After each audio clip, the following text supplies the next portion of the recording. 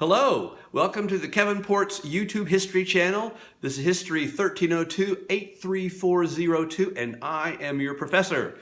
I upload at least 2 videos a week in support of your journey toward academic and professional success. Consider hitting the YouTube like and subscribe buttons.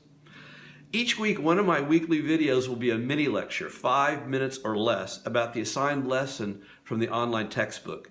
Each lesson is presented to you online through printed text as well as a documentary video.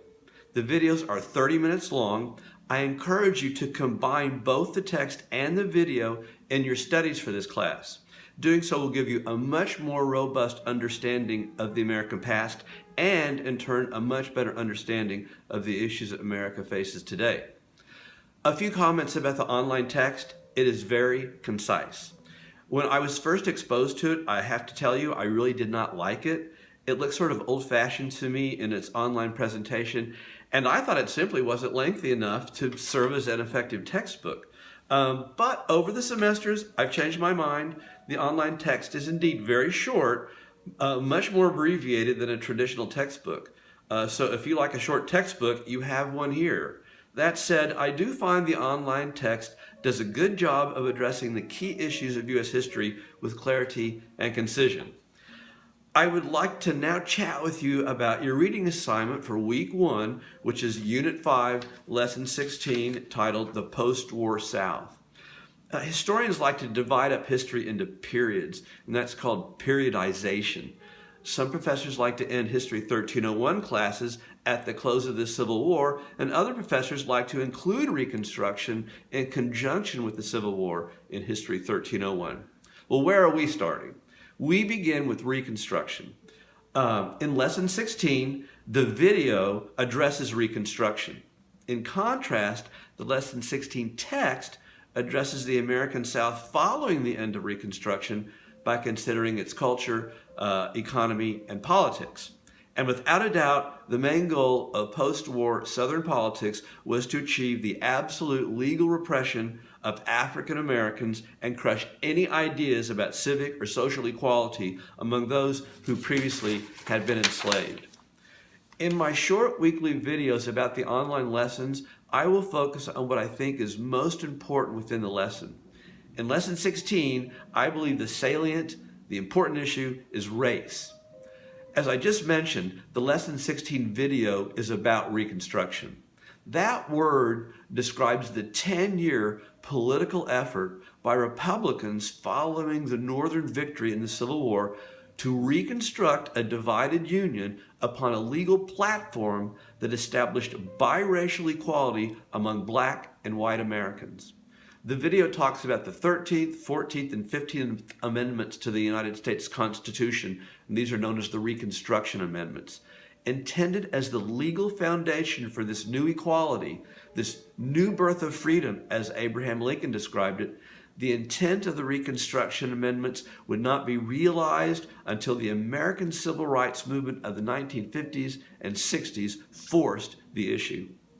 White Southerners reacted to Northern Reconstruction efforts with violence and terrorism. The video shows images of the Ku Klux Klan. The initial incarnation of these Southern night-riding, sheet-cloaked terrorists occurred in the years following the Civil War. The burning crosses shown in the video were actually not a reality of Klan performances until the organization reappears in the 1920s. More on that in week 10 of our reading. Reconstruction ended in 1876 when federal troops left the South, leaving the emancipated African Americans at the mercy of their former tormentors in the form of Southern Democrats. Why did the North abandon the efforts to protect and nurture the rights of the emancipated slaves? Surely the main reason was the intractable and violent hostility of Southern whites to any sort of social or political equality for Black Americans. But I think, too, was the inability of most white Northerners to find enough human affinity with the ex-slaves to sustain their concern for them. Slavery was wrong, but it was easy to conclude that real equality for Black people really did not matter very much. Understanding Reconstruction and its aftermath helps you understand the nature of American race relations today. All that I just described about Reconstruction is in the Lesson 16 video. What follows Reconstruction, however, is in the online text. The Lesson 16 online text offers a good summary of the ways in which the redeemed post-Reconstruction South began to erase all the advances, the civic advances made by African Americans during Reconstruction, including the right to vote. Laws that established a rigid Southern culture of racial segregation and second-class status for blacks were slowly but inexorably established throughout the South, laws known as Jim Crow laws. I want you to read about the ugly and frankly astonishing realities of lynching and violence perpetrated against black men and women in the post-Civil War period. And I want you to be aware of a pivotal U.S. Supreme Court decision known as Plessy versus Ferguson.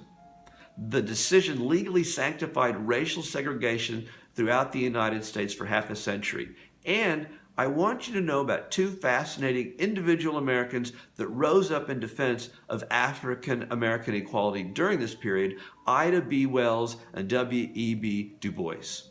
Okay, lecture over. Make sure to use the Quiz 1 study guide to focus your reading. Go to Quizzes in eCampus to find the document.